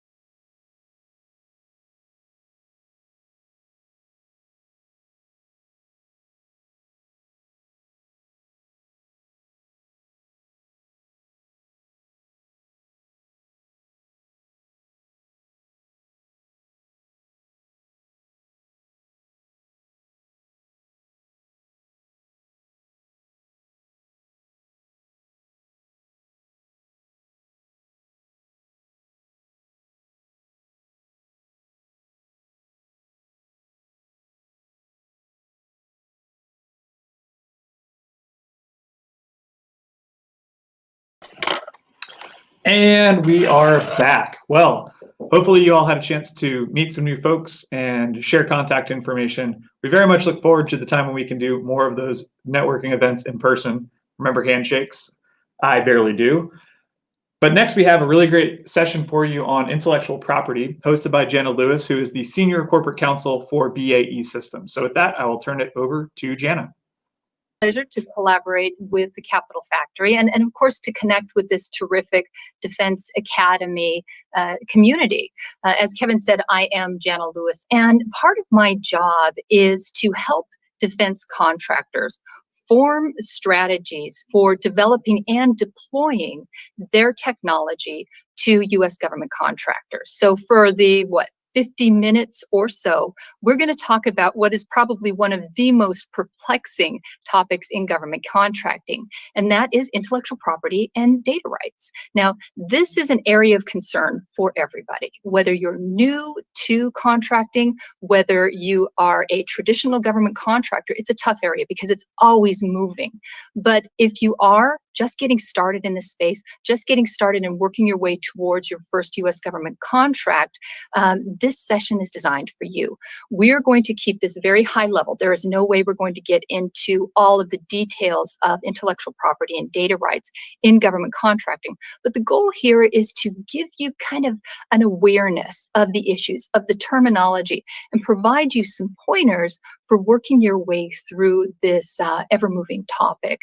Now, of course, this would not be an authentic session with a lawyer if I didn't drop in a legal disclaimer. So basically, I'm not your attorney, not giving you legal advice. If you've got questions that are particular to your circumstance, please find an attorney, someone knowledgeable in this unique field, and someone who isn't me today. So let's get started. We're going to work through this deck and talk through these basic principles. So like I said, we're going to do an introduction to data rights principles. Be aware that we'll talk through data rights from the perspective of FAR and the DFARS, but we're really going to focus on the DFARS, the Defense Federal Acquisition Regulation Supplement. So this is Defense Academy. I'm presuming everybody here by and large is working on defense-related contracts. We will focus on the DFARS. FAR has some important differences in the data rights field. So if you're doing civilian contracting and you've got some questions, towards the end, if we have time, we can maybe get to some of those, but be aware, DFARS specific, DFARS focused. And in working through those fundamentals, we're going to set a baseline. And with that baseline, we can then jump into what are technically and quite literally deviations to those basics that appear in SBIR and data rights under the SBIR policies. Now, I hope to, and in fact, I'm going to make sure that we have time to go through some important changes. There are old and a recently issued new policy and language around that will affect you if you are pursuing SBIR type contracts. And then I am really hopeful that we're going to have time. We're going to get into the DoD instruction. Now, whether you are new or experienced in government contracting, this is going to be important for you to know because the U.S. government is aware that this is a tough area. The U.S. government customers, they are really trying hard to find a path forward to adapt their acquisition and licensing principles on data rights topics to help contractors and find an equitable place for both parties so that we really as a whole can move forward and provide capabilities to the warfighter. Now, just as important of what we are going to cover is what we are not going to cover. It's important to have this in your mind because one of the key areas where people kind of get tripped up when we're talking about intellectual property and data rights in government contracting is really, what does it mean? And know that when we talk data rights, we are not talking about patents, subject inventions, or trademarks. Those are covered in their own regulations, and they're relatively straightforward. So once people understand that, they tend to not be tripped up so much about that. But keep in mind, as we work through these principles and work through this language, we are not talking about your patents, subject inventions, or trademarks. We're talking about everything else. We also are not going to cover commercial items, COTS, or a GSA contracts. So this is all non-commercial. This is all information, data, and technology that excludes patents and subject inventions and trademarks. So because time is short. What I did is distilled these concepts into some really quick takeaways for you. Now, this is up front, what are we going to call it? Bottom line up front, or TLDR for you, so that you can have these concepts in your mind as we work through what really are going to be kind of complex principles. So look through these, keep them in mind, and we're going to talk about them a little bit more. These are the keys. These are the essentials for protecting your IP and your data as you're interacting with the US government, contracting and performing under contracts with DoD government customers. And it's essential that you know your technology. Maybe you're there saying, yeah, of course I know my technology. It's more than just being aware of what you brought to the table. You have to be able to identify it. You have to be able to describe it. And you have to be able to really clearly differentiate it from everybody else's. So identify your proprietary technology and make sure it's yours. And you also will need to be able to identify that technology that you're bringing to a government effort and contrast that, distinguish it from the technology that you're going to develop during a US government effort. It's a funding issue. We're going to talk a little bit more about it. So know it, know your technology. Then be able to track your technology development. This is where the strategy comes into it. So during development, evolution, or integration, whatever might be happening with the beautiful creations that you're going to bring for the US government, make sure you're tracking it. Make sure that, again, you can differentiate it from the other technology that may be in a particular environment, and make sure that you are carefully tracking your funding sources for each of those items and components. Then market. You need to mark everything that you provide to the US government. It is a cardinal rule of data rights protection, because if you don't, you are very likely going to lose your ability to control your technology. So make sure you're marking it, and make sure you're marking it using the required notices or legends that are set out in the DFARS regulations. We'll talk a bit more about that. And then be ready to prove it. More and more these days, the US government is coming back to various customers saying, hey, you tried to limit my ability to use this technology because you've asserted certain data rights. Now prove it to me. Prove to us that you have the ability to maintain those sorts of restrictions. So it comes down to maintaining your funding and development records and be able to substantiate those restrictions. We're going to get into those as well. So keep these in mind. As we talk for the next, 45 minutes or so now, we're going to talk about where these come into some of these essentials and high-level pointers that we're going to provide. Know it, track it, mark it, prove it. So let's talk about terminology. So far, you've heard me use a lot of different words. I've used the technology, I've talked about intellectual property, I've said data rights. How does that all work together in this strange world of US government contracting? For purposes of this high-level session, I'm put it out in kind of formulaic way here that seems to resonate, I think, with a lot of the engineers that I work with. Essentially, your technology, these creations of the mind, these unique technology ideas and creations, if they give you a competitive advantage, they are a competitive differentiator for you, then it is very likely that that is going to fall into one or more legal constructs for intellectual property. It'll be like copyright or trade secret or other proprietary categories. But be aware, we are not, again, talking about patents or innovations. For purposes of this, we're talking about intellectual property that extracts those. So take that IP and put that through that sort of magical prism of the DFARS regulations, the clauses, and on the other side, you get data. Your intellectual property, that technology that gives you a competitive advantage, becomes your data. It's the same stuff. It's just called something different. Intellectual property is not a defined term in the DFARS. It becomes your data. And then the DFARS takes that concept of data and breaks it out into two different categories.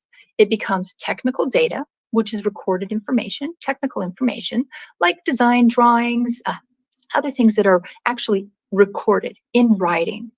And then computer software, programs, code, algorithms.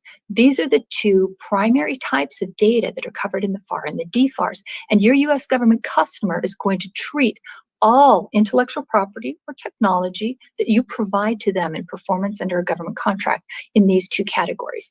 And they will interpret and treat your rights, the rights that you grant to them in these elements, technical data and computer software, according to very specific schemes that are set out in the DFARS clauses.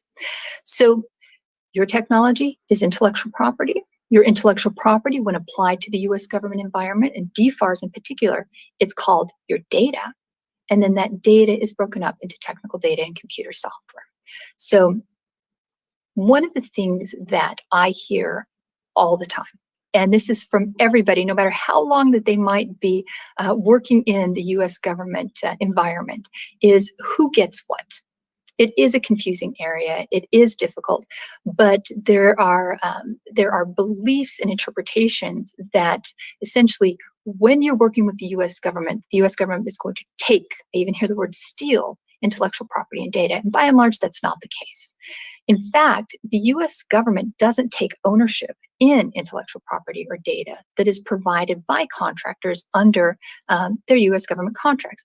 There are a couple of exceptions that are so rare, not even going to cover it here, but essentially you will own everything that you create under a U.S. government contract. This is true even if the U.S. government pays for the development. As a contractor, you will own everything that you create. And certainly you're going to retain ownership of everything that you might provide to the U.S. government in the course of performance, stuff that you might have paid for out of your pocket and then developed, and then you're bringing it to bear in performance in a government contract. This is true under the standard DFARS that we're talking about. When we get to it later, it's true for SBIR. This is always true. You will retain ownership. So you've got ownership of your intellectual property and data, and the US government, they receive license rights to that data. Now the question is, what's the license right? What is the scope of that license right? And just like the commercial world, the scope of a license granted to somebody in intellectual property or here in data is dictated by a variety of things. There's a spectrum of those license rights. And that scope depends on quite a few factors. But the key one, when we're talking DFARS, is the source of funding. So if you paid for the development of technology or data, then you get the right to restrict the US government's use of that in very significant ways. We're going to talk about that spectrum in just a moment. Now, the other thing that can influence this is whether and the degree to which you have identified your data up front at the proposal stage. This is a critical part of working with the US government, is putting them on notice when you're going to restrict their use of a particular technology. Another factor is going to be how you marked it. Like I said before, marking is critical in working with the US government, and there are very specific rules around that. And then the next part will be those negotiations. Now, this is, again, something that some people don't really implement because it's a hard thing when you're working with the US government, but in the world of data rights, it's negotiable. Data rights are negotiable. Not everything in US government contracting is, but data rights are. You can negotiate, you're empowered to negotiate, and more the US government is receptive to that. Now, another thing we're going to talk about would be the legislation policies. This area, data rights, US government contracting for intellectual property data rights in both basic DFARS world, in SBIR, in the world of OTA, which maybe we'll get to if we can, it's changing, and it's changing really, really fast. So watch it, be vigilant, stay engaged. So we've got to the technology. We've talked about who gets what in a very basic sense. Let's talk about how do you know? How do you know what the data rights clauses are, what they say, and when they may apply to you? US government contracts are weird. They're this big stack of paper with a lot of terminology and acronyms and cross-references throughout. And particularly when we're talking about data rights are scattered often throughout a document. But by and large, your data rights principles, so again, data rights being the rights that the US government will get in the technology that you develop under a contract, those will be set out in the data rights clauses. They are often incorporated by reference within the contract itself. So you'll see a line item that says, in the context of DFARS, the 252, 227, and then it'll have the data rights clause right after that. Those then refer to the regs and sometimes very long terms, language that then sets out the provisions that will be incorporated by reference into your contract. They're often not set out in your contract. They're set out in those clauses. So it's really important to understand those, and maybe sometimes painful, but I do encourage people to read them so that you understand the terminology and the principles behind that.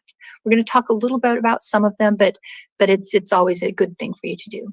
Another thing to be aware of is, in addition to those clauses that are incorporated by reference, there are additional and different terms, more and more these days. In fact, they appear in the H clauses. H clauses is a section of a contract where you get different or special clauses.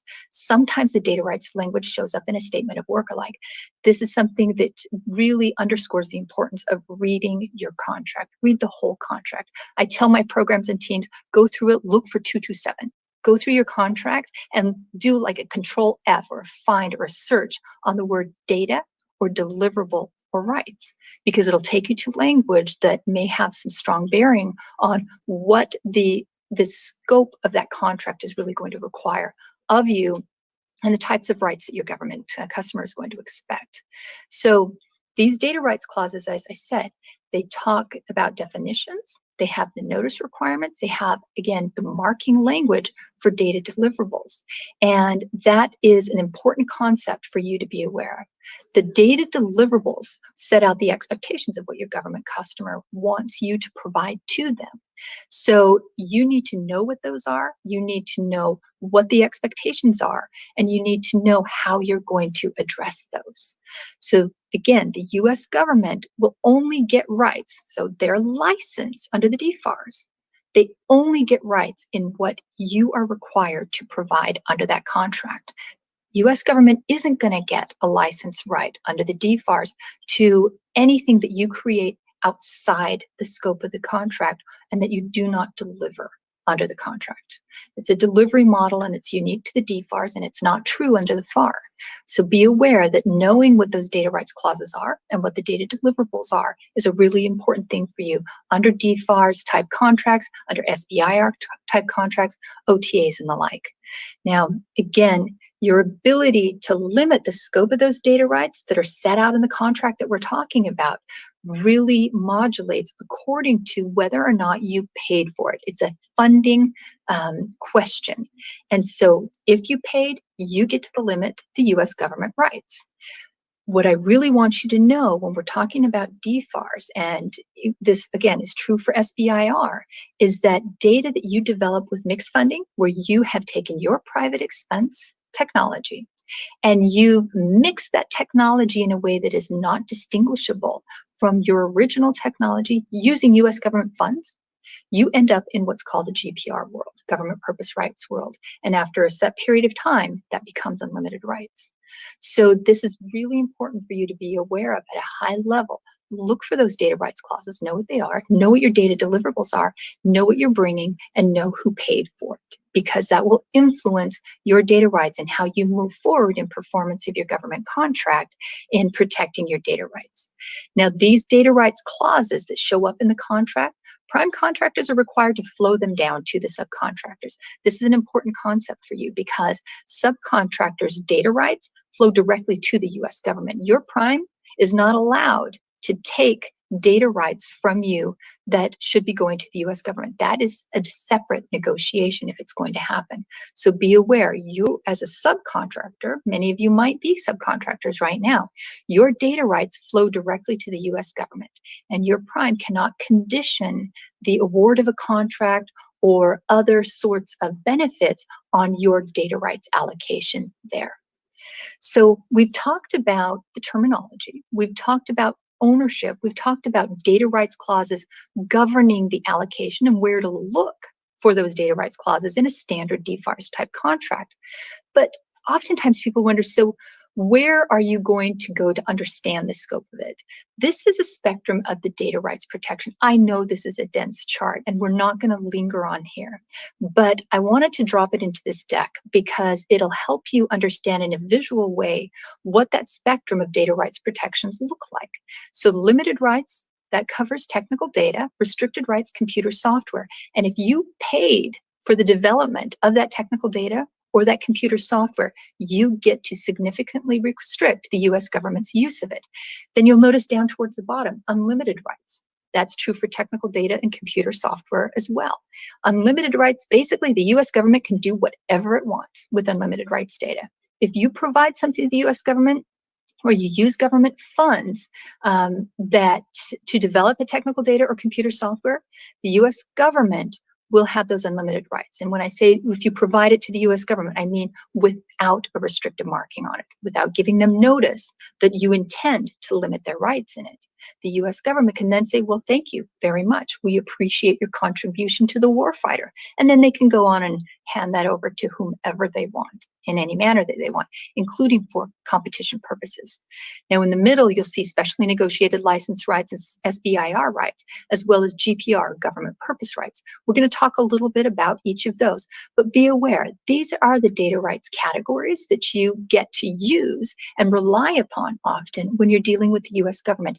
And these are the data rights categories that your US government customer is going to be looking for. They're not going to look for patent. They're not going to look for copyright or trademark necessarily, or trade secret. They're going to speak this language.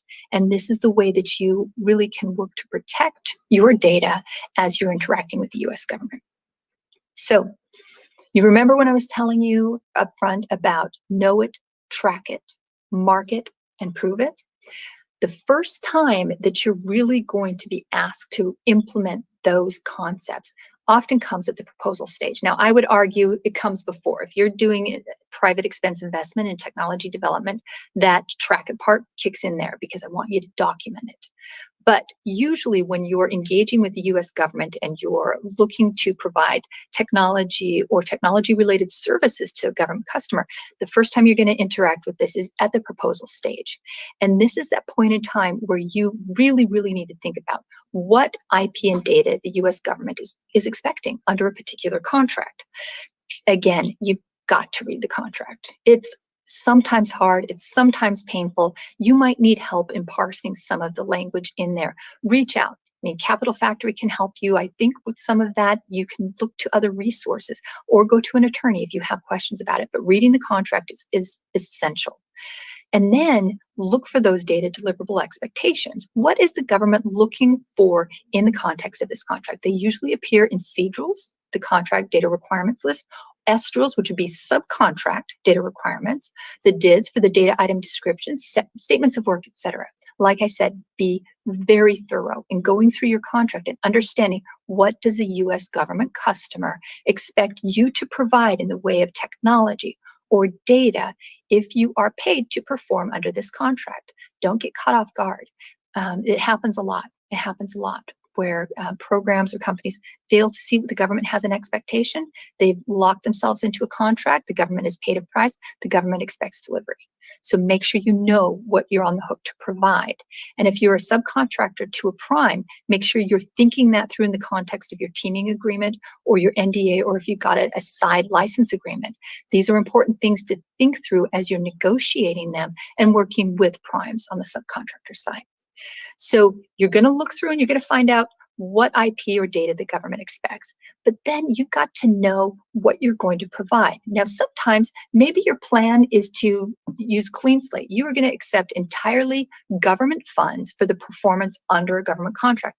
In that case, there's not really much of an issue. The government is paid for the development of that data. The government gets unlimited rights in it. You still own it, but the government gets unlimited rights. They can do whatever they want with the data that you create. However, if you're introducing any privately funded IP or data to your performance under a contract, then you have to put the US government on notice that that data is coming with those restrictions. If you fail to do that and you later try to assert a restriction on data that you provide to the government, you're going to be basically an uncomfortable situation. And you have a high likelihood that you will lose your ability to protect the data because you failed to identify it upfront with those restrictions. And the place where that happens, again, is at the proposal phase. You've gone through your contract, you've figured out what the data deliverables are that the government is expecting, and you then are required to identify those privately funded data items in what's called a data rights assertions table. I call it a DRAT because that's usually the response I get from people when we talk through this, because it's either DRAT, I have to do that because it's hard, or it's DRAT, I failed to do that, and now you're in some big trouble. So the data rights assertions table is the place that at the proposal phase, you enter in the data, the IP, the technology that you are going to introduce in performance of a contract, and you're going to put the US government on notice that you plan to restrict their use of it according to that spectrum that we talked about before, using that language. So this is the know it phase, right? This is the know it, know what you're bringing, know what's required, know your technology. If you do, you're miles ahead, right? If you're able to do that and provide it in a succinct way. This is also the place, hopefully earlier, but at a minimum at the proposal stage, is where you've got to think through your IP strategy and track your data. Think through what's going to happen with your intellectual property once you introduce it for performance under a government contract. There are stages of development that that IP might go through, that data might go through. And development is a defined term. I wish we had time today to get into it, but be aware, look at the DFARS and understand what it means to be a developed technology, developed data, because that can influence your strategy and the way that you think about the point in time when you were going to convert from privately funded technology development and then turn to acceptance of US government funds for improvements to your IP assets. There's an important line there that will help you maintain your rights even as your intellectual property evolves through performance. So anticipate that evolution from that IRAD or the early R&D stages, performance, think through it, delivery to your government customer, all the way through sustainment. Because as we're going to talk about a little bit later, your government customer is going to be doing this. And you need to be ready to walk side by side with your government customer on that IP side of things. And then really work hard to keep your privately funded technology separate from technology that comes from other funding sources. Remember when we talked about GPR and that mixed funding scenario? If you mix in that other funding with that development side of technology, you run the risk of losing your ability to control your technology and your data and dissemination of that. And again, I'll say this more than once, data rights are negotiable. So here again, know your technology, track your technology as it moves through that, because your awareness of that is going to help you support your data rights and maintain both your competitive advantage and your ability to commercialize that data moving forward and controlling that and keeping it from your competitors. So we've talked about the proposals. We've talked about, the importance of doing this data rights assertions table. This is one area that tends to be really hard for everybody, the data assertions table. It ties into that know it concept, but it's also one of the most important of two most important moments where you have to identify data rights. And I put those bookends here in this slide. The first one is what we're talking about right now. At the proposal stage, you need to enter in your data rights for your data in that draft, the data rights assertions table. It is literally a form that is in the DFARS that you fill out using that prescribed format. And you send that in with your proposal so that the government is on notice, or in the case of subcontractors, your prime is then on notice of your data assertions. And then your prime contractor has an obligation to turn around and hand that data rights assertions table over to the government customer. They can't change it. So if you are working with a prime under a standard DFARS contract, this is also true in many SBIR situations, your prime can't modify it and they can't force you to modify it. Hopefully you've got it right. So sometimes your prime will come back, and I do this quite a lot in my position as I come back to a sub and I'll say, listen, thank you for your data rights assertions table. You've entered in information that you might want to rethink. And then I'll hand it back to them and ask them to redo it, because everybody wants it to work. Nobody wants delays that come from improperly formatted data rights assertions table. So take the time to fill it out properly. Take the time to know and understand what technology you're bringing in that's privately funded, and fill out that data rights assertions table according to that data rights scheme that we talked about previously. And that information is in the DFARS. And be sure to ask for resources. Now, in that data rights assertions table, again, you're putting the government on notice of what privately funded technology you are going to bring. And you're saying to the government upfront, don't use this in a broad way. For technical data, certain limitations apply, and they're pretty strong. For computer software, certain limitations apply in the form of restricted rights. They're really strong. So make sure that you're giving the government notice on that, because in the end, you remember those two key moments. When you turn around and you're ready during performance to hand over that data that you've identified up front, you have to mark it. And you have to mark it with data assertions that match the entries in your data rights assertions table. Quite literally, your prime and then your government customer, they're going to take that data rights assertions table, they're going to look at the data deliverable that you've just provided, and they're going to compare. And if they don't match, you're going to have a problem. So 2 moments, call them bookends if you will, at the proposal stage, data assertions. They have to match the data markings that you provide on delivered data later. So only do privately funded data. Don't give the government data that it didn't ask for. That goes back to reviewing the contract and finding those contract deliverables, and then identify all of your data at the lowest segregable level. This topic of segregability, silly word I know, but segregability really means making it distinguishable at practical levels. So you've got a computer program, break it down according to funding source if needed, by module, by different files or folders if you need to, but by funding source. Make sure you break it down appropriately according to who paid for it. And then, of course, use those proper data rights assertions that tie into it. So restricted rights for computer software, limited rights for technical data, GPR, SBIR is its own marking, and then specially negotiated license rights, that negotiable aspect of it that you're always empowered to do. And again, if you aren't sure at the proposal stage when you're making these data assertions, if you're not sure what you're being asked to provide, please make sure you're talking to somebody about it. Ask your CO if you have access, or go to your prime if you're a sub, or at the very least, consider using assumptions in your written proposal. And by that, I mean, we are assuming that we are only going to provide, for example, source code or executable code, and to do the appropriate assertion for that. You can make those assumptions, but make them clear if you need to. But I always encourage that conversation, and hopefully your government customer is going to be open to that as well. So we've talked about the proposal stage, how the contract is framed for data rights. We've talked about the importance of the proposal stage for doing your data rights assertions table or draft. You've gone through performance, right? You're now entering performance, you have your contract award, and you need to turn this data over to the government customer.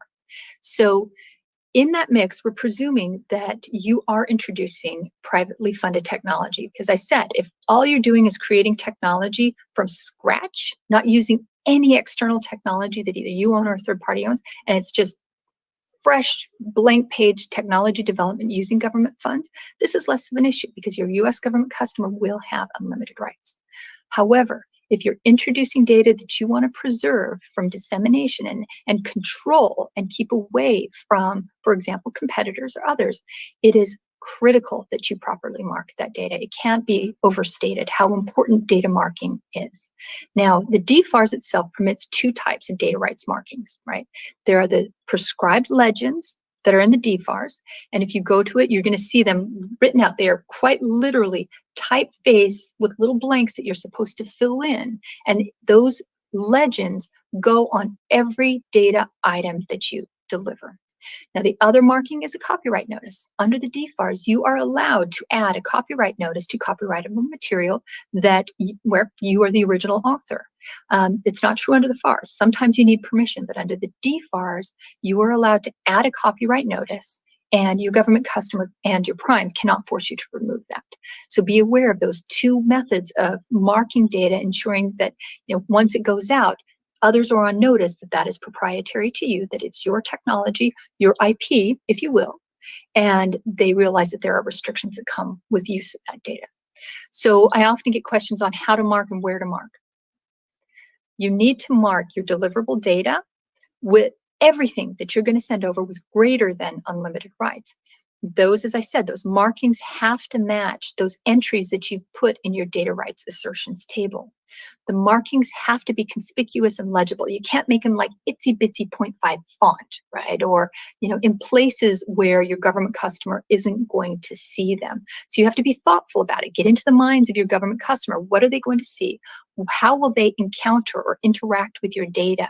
And make sure that your marking is visible to them so they're aware of it. So for technical data, remember, technical data is that written or recorded technical information like drawings and manuals and other sorts of printed technical documentation that is proprietary to you. You have to mark every page. You can't just mark the first page. You have to mark every single page with a limited rights data notice. Now, sometimes you might be handing over a drawing that has limited rights data because it originated with you. You paid for the creation of it. And then maybe over here, you've got an aspect of the drawing that either belongs to somebody else or that the government paid for the development of that. You are allowed to portion mark.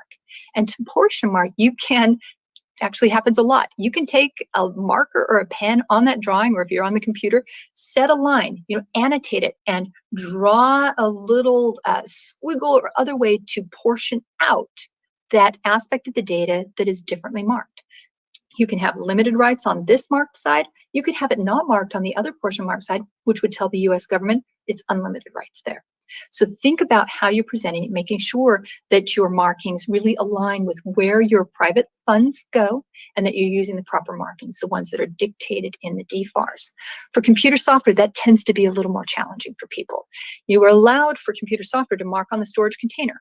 For these days, to the extent anybody's like handing over, CDs or disks, you can put the data rights marking on that. If it comes with some sort of transmittal document, you can put the marking there. Oftentimes, you can put it in a README or a header file if your government customer is likely to encounter the marking there. But what's key in the case of computer software is you can't put a marking in a place where it's going to interfere with the operations or use of that. And I want you to think of like, you've got some super cool avionics, heads up display. The last thing your government user is going to want is, a data rights notice showing up on the screen and blocking view. So make sure that wherever you put these markings, it's not going to interfere with use. Make sure it's, conspicuous and legible, but also allows appropriate use. And again, cannot be overstated. If you don't properly mark your data that you want to protect, you are basically saying to the US government that is going over with unlimited rights. You will likely lose your ability to control that data, and the US government will be able to hand it over to your competitors or others, and even take your data and say, here, competitor to the original creator, I'd like you to take this and I'd like you to tell me how much you will charge to provide the same material to me. They can use it for recompetition and basically boot you out of your position. It happens more often than we like to think, but it's there. So again, we're going back to our topics. We talked about know your technology, what you're bringing, track your technology as it's evolving through, mark your technology, know it, track it, mark it. So here's the prove it part, because again, know it, track it, mark it, prove it. More and more these days, our government customers are challenging data rights assertions. For any of you who maybe have been working with US government customers for years, you'll know 10, 20 years ago, data rights really wasn't much of an issue. It really was not top of mind. It is now. Our government customers more and more are coming out and saying, listen, we saw this data rights notice that you put on. We challenge that, and we want you to prove that you are entitled to restrict our government customer use of this data. It is really important that you keep adequate records and substantiate your data rights assertion. And what that means is records of development, records to show that you or someone else, that there was private funding used to develop that data. So if the government customer comes back and says this marking is unjustified or non-conforming, you have to be ready to respond within very strict amounts of time. Now, an unjustified marking, of course, is it's not supported by the data rights assertions table. What we just talked about before. The government customer has done that match that we talked about and came back and said, yeah, it doesn't match. Unjustified, explain yourself. And depending on your contracting officer there, you may or very likely may not have an opportunity to repair that. So be ready for it, be ready and make sure that you're thinking that through in terms of properly marking. Non-conforming means that you've used a marking that wasn't authorized. So remember I talked about the very strict language in the DFARS that sets out the required terms.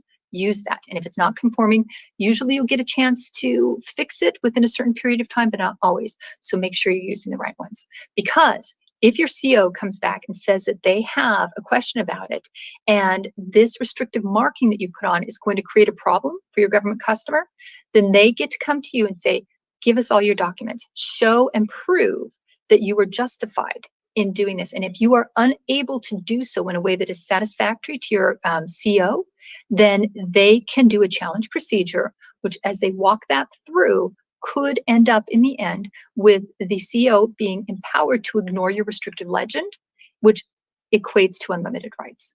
And again, this happens. I see it happening more and more. So be ready for this. Know your technology, track your technology, mark your technology, and be ready to prove that you are entitled to do so. So let's talk about SBIR. I don't know where we are in time, but we're going to talk through the basics. So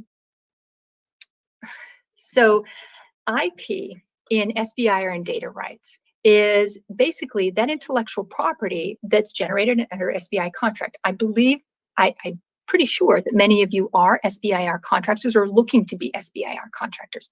So what we just talked about, right, in the know it, track it, market, and prove it way, it applies here in the SBIR world. There are some differences here and there, but just those fundamentals are going to get you a long way. Like I said, contractors, you own SBIR data. The US government gets a license to it, but that license is restricted. They only get to use it within the US government. That schema that we talked about earlier with restricted rights and limited rights for technical data and computer software, same thing. Those restrictions apply if you're bringing your privately funded technology. Now, not all of you will. Many of you might get into an SBIR contract and you will be starting with a clean slate, and that's okay. Even then, and this is what makes SBIR so great, even though you are using US government funds to develop that SBIR data, unlike the DFARS, where US government funds are used to develop data, the government instantly gets unlimited rights. Under the SBIR, you get a period of protection that limits the government's use and dissemination of that SBIR data for a period of time. Now, I'm being vague about period of time because this is an important change that just happened. We're going to talk about it in just a moment, but you will have an SBIR protection period. And in that period of time, the US government cannot use or disclose it outside the US government. But then, after that limitation period expires, the US government will get either unlimited or government purpose rights. Those government purpose rights will convert to unlimited after a period of time. Now, keep in mind that the US government always has unlimited rights in what's called form, fit, function, and omit data. I don't have time to get into that for you right now, but be aware of those. And if you've got questions around that, we can talk about it during the Q&A if we have time to get there. But like we talked about under the standard DFARS type clause, there are keys for IP data protection under SBIR. Again, identified in the specific data rights assertions table, if that's incorporated into your contract, especially for your privately funded technology. Track your documentation, properly mark it, and be ready to prove it. Be ready to substantiate your data rights position. So here's what we really need to get to for those who are either entering now your SBIR efforts, or if you're already under SBIR contract or in phase 1 or phase 2, anywhere along the lines. Be aware that there is a new policy directive that issued last year. This significantly changes the data rights allocation in for SBIR and STTR if you're there. And for awareness, SBIR and STTR now, they've been combined into the single policy directive. They're treated almost exactly the same. So this policy directive came out May 2nd. It's not going to apply to funding agreements that predate that policy effective date. It really calls into question for those of you who have already entered into an SBIR, phase 1, phase 2, prior to May 2nd. And now, after May 2nd, maybe you're looking at a phase 2 or phase 3, there's going to be a really big question about how do you handle that data? This is something you should talk to your CO and your government customer about, and how to treat that, how to track it. The principles we talked about are still true. Know what you're bringing, know what you're developing. be able to track it under those different SBI phrases. Absolutely continue to market, but work with your government customers to make sure there's an awareness of that, because this is going to be something of a hiccup maybe for some on which SBIR policy will apply before May 2nd or after May 2nd, 2019. But there's also a pragmatic aspect to that, because the DoD just recently, March 17th, issued what's called their class deviation for this policy directive. Basically, the interim language that DoD components are going to use when they're entering into SBIR contracts. So, if you're just now working with SBIR contract, take a look. Make sure you have an understanding of whether or not this class deviation language is in your SBIR contract, or if they're relying on the old DFARS clause, and ask questions about it. Eventually, we will have a final DFARS clause, something that's not just a class deviation, that'll be coming out. But as the SBA and industry continue to work through SBIR, STTR matters, there's word of more changes on the horizon. So keep an eye on this. If you are active, you're working a lot with SBIR contracts, keep an eye on this, because there's a lot going on here. And if you have questions, the SBA website has some great tutorials around this. The SBIR.gov also can be a resource. And then, of course, Capital Factory is a great place to go too. So, quick summary of these changes to the SBIR data rights. Again, I put it up here because you will still continue to own all the data that you generate in performance in an SBIR contract. The old policy, it was 4 to 5 years, depending on FAR, DFARS, for SBIR data rights protection period that we talked about, where the government can't use it outside. Under the new policy, it's a finite 20-year period that starts from the date of the SBIR award. No extensions, no rollover that we relied on before. It is flat out from the date of SBI award, 20 years through those phases. And what they'll say in some of the commentary around that is that it is intended to really motivate SBIR firms to get to the commercialization side of things, really get them to do that within that 20-year window. Now, U.S. government, after the period under the former policy, gets unlimited rights after that protection period. Now, the U.S. government gets government purpose rights after that 20-year period. And then that GPR right will convert to unlimited rights. And as I noted before, always unlimited rights in form, function, and omit data. Now, marking requirements, again, were the same. You've got marking requirements specific to SBIR. Make sure you know what they are. The marking requirements here are also heavily emphasized. GPR is in there. And the nice thing is they now have expressed language in this new policy that will give you 6 months to correct marking errors, which I think is great. I think that a lot of companies can use that. So I don't think we've got time for OTA. If you've got questions, drop it into the Q&A and we can go there. But I do want to quickly touch on the DoD instruction and make sure that you are aware that we are dealing with kind of a new era in a way of working with DoD components. So last year, October, USDS Ellen Lord issued this DoD instruction 501044. And it's a policy and procedure for acquisition and licensing. It is unique. It is new. It is something we've never seen before.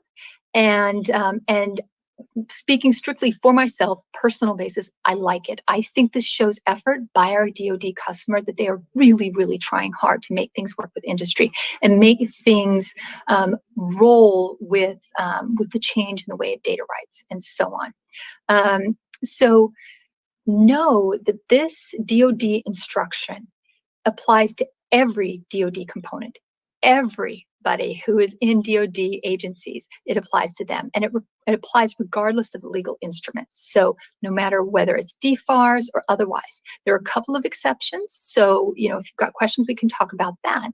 But it applies. It's broad, it's big, and it's a huge change. It does require fair treatment. Now you'd like to say, well, of course. You'd always hope that doesn't need to be in writing, but it's nice to see.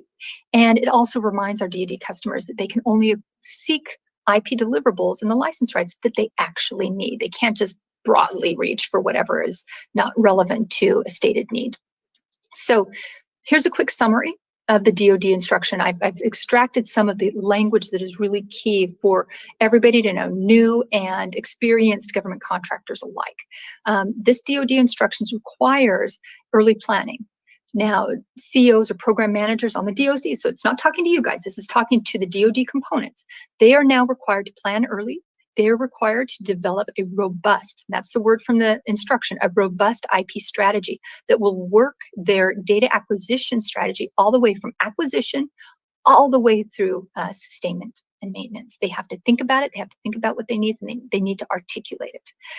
It also allows IP and data rights to be an evaluation factor. This is new. This is a little controversial, but it's in the instruction. It basically says if you don't give us, well, they flip it around. They say if you give us what we're asking for, then you could perhaps get a boost in your evaluation. It's a clever approach, and we'll probably be hearing more. I won't get into a lot of this on MOSA. That's an important part that you should know, and maybe someday we'll have a longer conversation around that. But be aware that specially negotiated license rights that we talked about earlier, your DoD customer is being encouraged by this instruction to use license negotiation. That means stepping away from those standard DFARS clauses and really working with a contractor or subcontractor to negotiate a balanced data rights thing, something unique. They're supposed to get creative. They're supposed to listen to you, and they're supposed to work through. It also does, however, tell your DoD customer to really challenge when they feel they need to challenge and request validation of data rights assertion. So it brings out, again, those pointers that we talked about earlier. Know your technology, track it, mark it, prove it. So this is the reminder. Hopefully this gives you a little bit more in the way of insight in what I mean by these principles, helping you work through the common challenges of working with U.S. government contracts on data rights. Know your technology, track your technology, make sure you can differentiate it from other funding sources, make sure you watch it through the evolution, mark it, critical, and then prove it. And additional key takeaways that I want you to have, reminder, you own your intellectual property that you create. The government customer gets a license. You really should be thinking through your IP and data rights through all phases, right? And if your customer is required to create an IP strategy for their acquisition, you should be thinking about it too. Be ready to walk with them, be ready to negotiate it. And think about these stages of development, right? So for protecting your IP rights, when you're going to encounter it, the development phase, I mentioned really should start there. Doesn't always, but the development phase, track and record. Then program planning, when you're really going to pursue a particular contract, think about how you're going to work up that IP strategy. Your proposal phase, this is where you're going to identify what's required for you, negotiate where you feel you can, and then identify your data restrictions in the data rights assertions table. And then on delivery, make sure everything is properly marked and update your data rights assertions table when you are allowed to, and that's usually with mods. Remember, you can negotiate, ask for it. And if it's rejected, you lose nothing. But remember, you're empowered to do that. And as always, consult with a lawyer who's knowledgeable in U.S. government country or other resources if you have questions. This is a fast-moving area. It's changing really quickly. It's an exciting area to be in, but it can also be pretty confusing. So thank you for this. I wish you all good luck. I'm happy to answer any questions that you might have. So, Kevin, over to you. All right, well, I'm subbing in for Kevin here. So thank you, Janna, so much for all of your great insights and for walking everybody through all that really valuable information about intellectual property.